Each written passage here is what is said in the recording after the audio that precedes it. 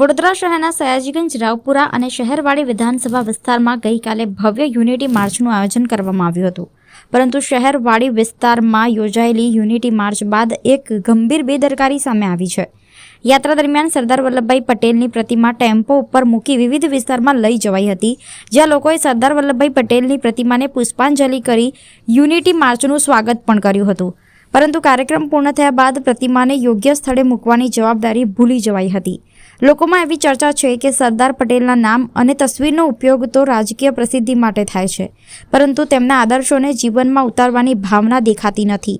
કાર્યક્રમ બાદ સરદાર પટેલની પ્રતિમા કિશનવાડી વિસ્તારમાં રસ્તા કિનારે મૂકવામાં આવી હોવાનું સામે આવ્યું હતું.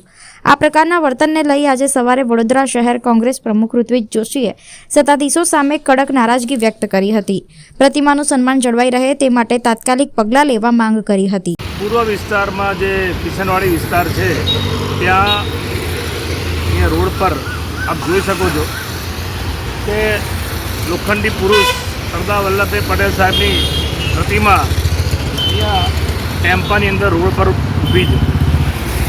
ગઈકાલે આ વડોદરા સિટી વિધાનસભાનો વિસ્તાર અને અહીંયાથી જે હમણાં નવનિયુક્ત મંત્રી બન્યા, જે પહેલાં પણ મંત્રી હતા બેન, અને પહેલાં મંત્રી બનીને કશું વડોદરા શહેર કે આ વિધાનસભા માટે કોઈ કામ કર્યું નથી. ગઈકાલે વડોદરાના સાંસદ આ બેન જે મંત્રી બન્યા એ આ કોર્પોરેટરો બધા ડિસ્કો ડાન્સ કરતાં કરતાં એકતા યાત્રા યુનિટી માર્ચ કાઢી હતી. કેમ કે સરદાર વલ્લભભાઈ પટેલની 150મી જન્મ જયંતિની ઉજવણીના ભાગરૂપે. અત્યારે તો બધા ભાજપના નેતાઓ પોતાના ઘરમાં ઊંઘતા હશે, આ તો પોતાનું કોઈ કામ કરતા હશે. સવારના હમણાં 9 વાગ્યા છે. આ લાઈવના માધ્યમથી બતાવવા માગું છું કે જોઈ લો સરદાર વલ્લભભાઈ પટેલ માટે ભારતીય જનતા પાર્ટીના નેતાઓને શું માન સન્માન છે એનો જીવતો જાગતો નમૂનો તમારી સમક્ષ અહીંયા હાજર છે. ગઈકાલે રેલી કાઢી, યુનિટી માર્ચ, અલગ અલગ જગ્યાએ સ્ટેજ બનાવ્યા અને પોતાના ભાજપના નેતાઓ પોતાનું સ્વાગત કરાવે, બધા જોડાયા, ડાન્સ કર્યો. પણ રેલી પત્યા પછી સરદાર વલ્લભભાઈ પટેલની પ્રતિમા અત્યારે અહીંયા રોડ પર છે. ખરેખર ભારતીય જનતા પાર્ટીના નેતાઓને તો સરદાર વલ્લભભાઈ પટેલ માટે દૂર દૂર સુધી કોઈ લેવા દેવા નથી. મનીષાબેન વકીલની કાલે મેં સ્પીચ સાંભળી, એમને એવું કીધું કે ઇતિહાસ જાણવાની જરૂર છે. તો મારે એમને એવું કહ્યું છે, બેન સાચો ઇતિહાસ તમે જાણો કે સરદાર વલ્લભભાઈ પટેલ એ પુરુષ હતા કે જ્યારે દેશના પ્રથમ ગૃહમંત્રી હતા ત્યારે ભાજપની જે માતૃ સંસ્થા છે RSS એની પર બેન મૂક્યો હતો. શેના માટે? કારણ કે મહાત્મા ગાંધીની હત્યામાં અને એ હત્યાના ષડયંત્રમાં એ લોકોનો રોલ હતો. માટે એ સમયના ગૃહમંત્રી, નાયબ વડાપ્રધાન એટલે કે સરદાર વલ્લભભાઈ પટેલે RSS પર બેન મૂક્યો હતો. એટલે ભારતીય જનતા પાર્ટીના કહીની ને કરણીમાં આસમાન જમીનનો ફરક છે. સરદાર વલ્લભભાઈ પટેલ આખું જીવન સાદગીથી વિતાવ્યું. સાદગી ભર્યા જીવન માટે એ વખણાતા હતા.